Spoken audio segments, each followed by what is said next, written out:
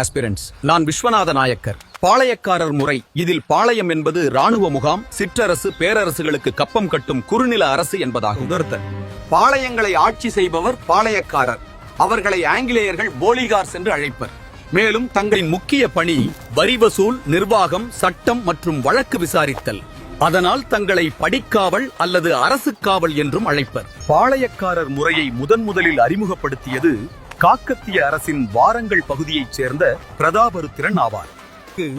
1529ஆம் ஆண்டு நான் விஸ்வநாத நாயக்கர் மதுரையில் பாளையக்காரர் முறையை அறிமுகப்படுத்தினேன். தமிழ்நாடு 72 பாளையங்களாக பிரிக்கப்பட்டிருந்தது. அவை மேற்கு மற்றும் கிழக்கு என 2 வகைகள்.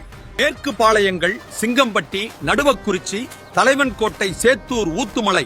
ஷார்ட்கட், சிங்கத்தோட நடுத்தலையில சேறு ஊத்திடுச்சு. கிழக்கு பாளையங்கள் சாத்தூர், நாகலாபுரம், பாஞ்சாலக்குறிச்சி, எட்டயபுரம். ஷார்ட்கட், சாத்தூரில் நாகன் பாம்பை பார்த்து எட்டி பாய்ந்தான்.